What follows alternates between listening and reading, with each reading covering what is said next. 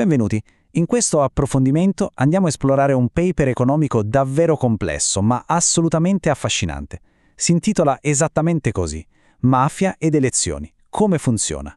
Niente paroloni o concetti accademici astratti oggi. Ci baseremo insomma sui dati nudi e crudi e sui grafici della ricerca per far luce su un fenomeno che spesso preferisce rimanere nell'ombra.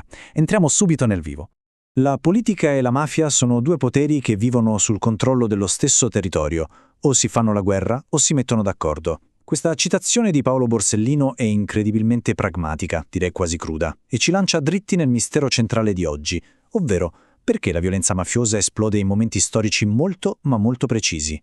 E se iniziassimo a leggere questi picchi di violenza non come un caos casuale, ma come una vera e propria strategia di puro calcolo economico?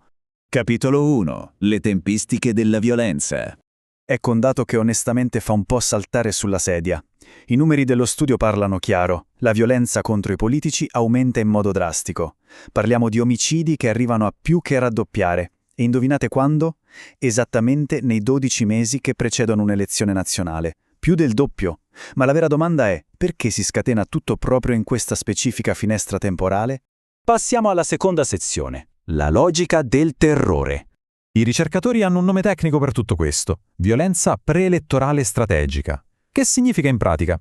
In termini strettamente economici, un omicidio in questo periodo non è un atto di rabbia, ma un segnale, un messaggio chiarissimo. Serve a terrorizzare i candidati di quello che il modello teorico definisce il partito onesto, cioè la fazione contraria agli interessi del clan in quel momento.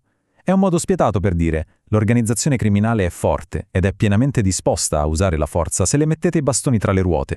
Sezione 3. I bersagli dei clan. Diamo un'occhiata a questi dati storici raccolti in Sicilia dal 1945 al 2013.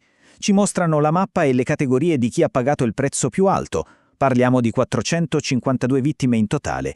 Di queste, le forze dell'ordine e i magistrati sono 138. Poi abbiamo 78 imprenditori, mentre i politici, i membri di partito, dei sindacati, sono 50. Ora, a prima vista 50 potrebbe sembrare un numero contenuto, giusto? Ma fermiamoci a riflettere su quanto siano poche le persone attivamente coinvolte in politica rispetto all'intera popolazione. Visto in proporzione, il rischio statistico che corrono durante le campagne elettorali è letteralmente altissimo. E, nota fondamentale da ricordare, i dati dimostrano che questa strategia viene applicata in modo oggettivo, a prescindere dallo schieramento politico coinvolto. Sezione numero 4. Regole elettorali e omicidi. Ma come cambiano le cose in base alle regole del gioco democratico? È affascinante notarlo. In un sistema elettorale proporzionale, la violenza segue in genere il divario dei voti su scala nazionale. Se la competizione globale è molto serrata, la violenza tende a salire. Invece, attenzione qui, con un sistema maggioritario la dinamica cambia completamente. La violenza risulta iperconcentrata solo ed esclusivamente nei collegi elettorali marginali. Quelli più incerti, insomma, dove davvero una manciata di voti fa la differenza tra vincere e perdere tutto. Ed ecco spuntare un'anomalia statistica che lascia davvero di stucco.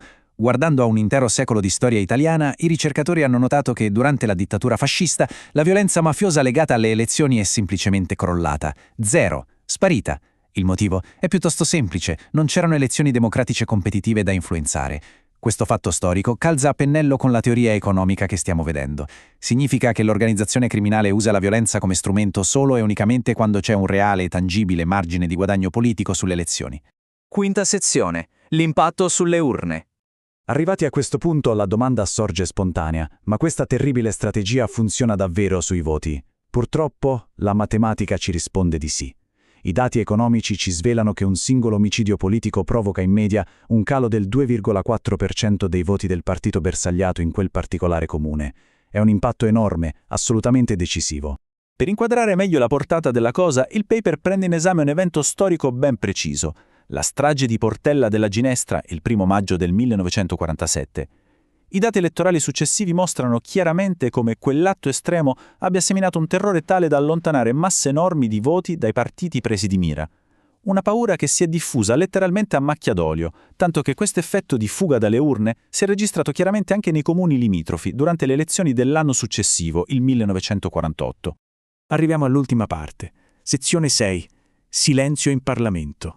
Qui i ricercatori hanno fatto un lavoro davvero titanico, hanno passato al setaccio qualcosa come 300.000 pagine di discorsi parlamentari, usando sofisticati algoritmi di esplorazione testuale. Il risultato è lampante. Da una parte scopriamo che un omicidio, per così dire, standard, spinge la maggior parte dei parlamentari a parlare di più del problema mafia in aula, per chiedere giustizia e interventi. Ma dall'altra parte, ecco l'effetto agghiacciante. Un omicidio politico mirato, avvenuto prima del voto, ha un impatto diametralmente opposto sui politici della fazione minacciata. Improvvisamente, silenzio. Ne parlano molto meno. Questo dimostra matematicamente che la violenza mirata raggiunge il suo scopo più subdolo, riesce a silenziare chi ha subito le minacce, persino una volta varcata la soglia del Parlamento.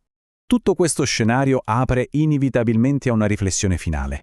Se si dimostra che la violenza può agire come un gelido, spietato calcolo matematico per manipolare i voti e imporre il silenzio istituzionale, c'è da chiedersi quanto restano vulnerabili le istituzioni di oggi, soprattutto di fronte a queste pressioni sistemiche che i modelli economici riescono a misurare al millimetro, ma che spesso rimangono totalmente invisibili agli occhi del grande pubblico. È un interrogativo che ci lascia riflettere profondamente sulla complessa e a volte tragica architettura della democrazia.